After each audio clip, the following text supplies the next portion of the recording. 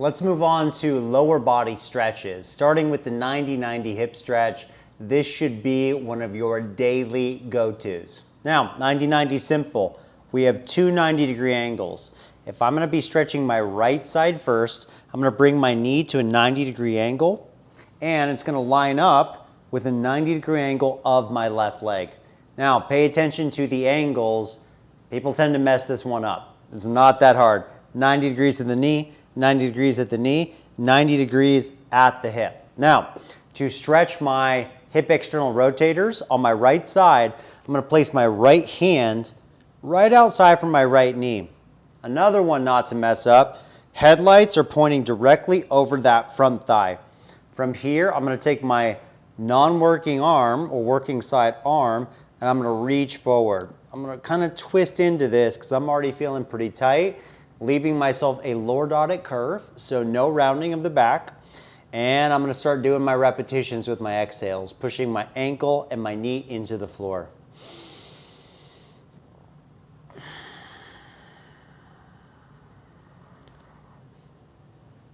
As I sink deeper, I'll kind of pry into the stretch.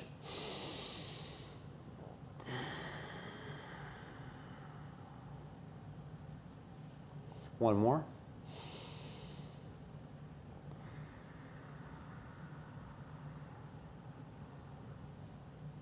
I'm continuing to do the contract relax method where I'm driving the knee and ankle, the whole leg into the floor, and on the exhale, kind of easing up and getting deeper.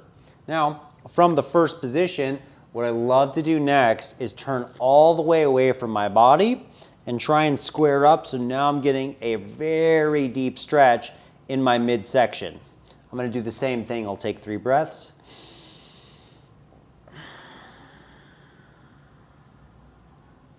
Feeling a big stretch in my obliques as I do this. I'm pushing both ankles and both knees into the floor and both of my palms.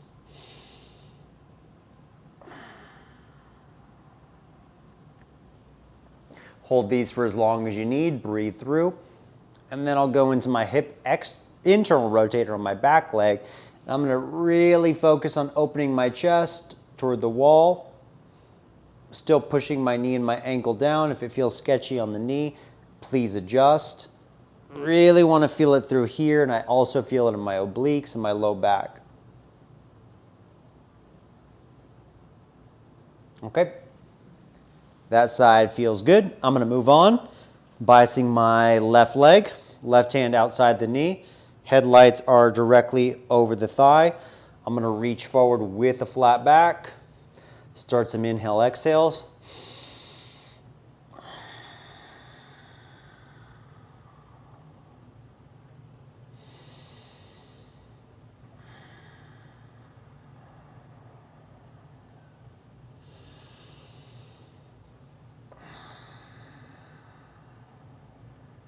And remember, it's all in the breath. Moving away from my body.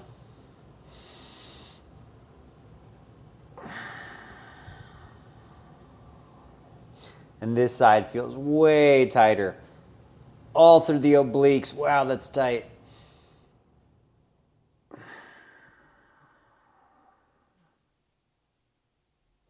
I'm still pushing both knees and ankles into the floor. And I'm trying to open up my chest as much as I can toward these clubs. Whew. Tight, tight, tight. And this is my tight hip internal rotator side, so I might make sure my knee's okay and move my foot in just a bit. I'm gonna open my chest toward the wall.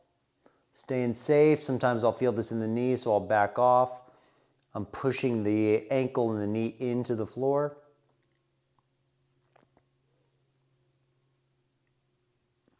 Okay, and that's nice. Now I learned this next one from Ben Patrick and I just love it. It's called the elephant walk. It's like a toe touch. What I would do is, my hamstrings are pretty flexible, so I can already touch my toes, palms all the way down. A lot of people can't though. This one's really nice because we're gonna bend one knee and bias one hamstring. So my left is getting a big stretch and I'm also driving my right palm into the floor. And then I'll just shift to the other side. Just going back and forth. And as I shift to one side, not only do I feel my hamstring, but I feel my entire hip and low back opening up. Just back and forth, holding as long as you need to. This is one I'll give a lot of my clients in between their sets, their working sets, and I'll give them a repetition count, usually around 50 or 60 rocks back and forth. And the difference between people who are very inflexible and those who make progress is these active statics. So as I shift to my right leg, I'm driving my left palm down. And on my right leg, I'm squeezing my right quad and right glute, driving the heel down. You got to treat your stretching like a strength exercise. And you can just also hold this down position, or you can even work on something like a full pike. And this is pretty tough. Not as flexible there as I used to be. Okay, another option. You can just do it old school, trying to keep a flat back. It's not going to matter that much. Touching the toes. You can even grab the top of your toes, turn off that low back. This is kind of like that straddle stretch that we did, except for the leg is pointing forward. That side's pretty loose. Right side usually a bit tighter. Feels pretty good after those elephant walks. And then it's super tight usually if you do both at the same time.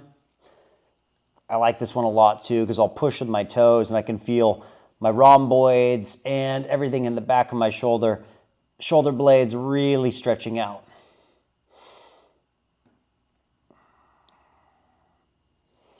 Okay, in the mobility section, we also went over a couple stretches for the psoas and the high hip flexors, the rectus femoris.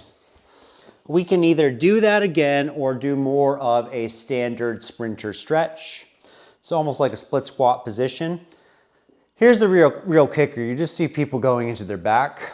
You might get a little stretch, but it's not going to be that beneficial. Instead, apply the contract relax method. Now, I already feel a huge stretch because I'm squeezing my left glute. And now all I do is I put my hands right on my hips and my butt, and I just gently push forward. But the real key, squeezing that glute. So I might do anywhere between 5 repetitions with my breath, and on the breath I sink a bit deeper.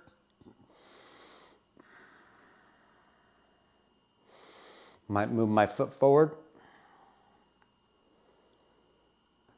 It's almost similar to performing an ATG split squat. This would just be more of a stretch.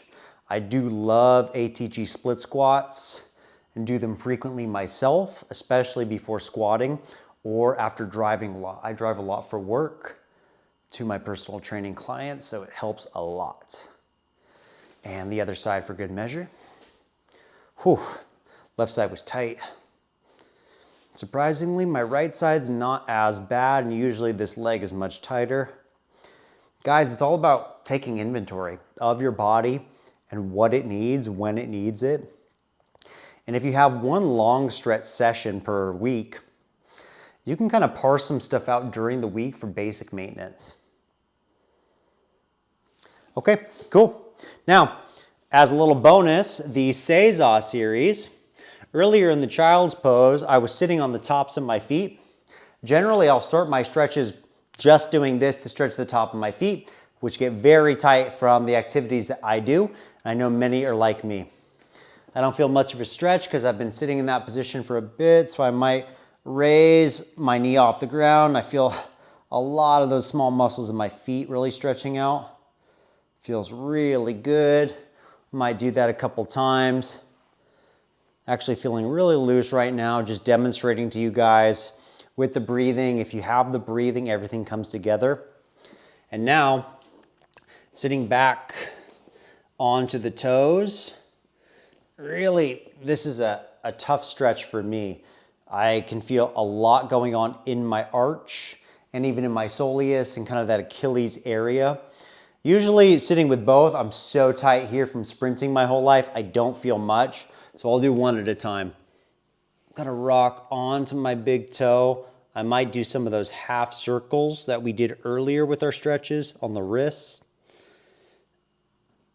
and really trying to get into my big toe especially, which loses a lot of extension over time, especially with improper footwear or weakness in the lower leg or tightness in the lower leg. Left side's not too bad. My right side usually is a bit tighter, so I might just do some reps with my knee off the floor. Feeling a big stretch in my arch. Don't push this one too quickly. I mean, I've even known people who start foam rolling with a lacrosse ball or a tennis ball way too aggressively and give themselves plantar fasciitis. So really careful with these small muscles. Remember, 5 out of 10 maximum, maybe even a 3 for the first couple weeks. And the right side definitely needs some work, so this is one that I would spend a bit more time on during my long stretch session, and I might do some extra foam rolling or massage gun on that lower leg or on the bottom of the foot before getting into some deeper stretches. Always want to be careful on the lower leg and warm it up before too aggressively stretching it, just because so many people have injured their lower legs or even ruptured their Achilles, which is one we always want to avoid. So these were some of my top stretches for the upper body, the torso midsection, and the lower body. Pick and choose what you like, but just make sure to choose a couple and then really spend the time doing them.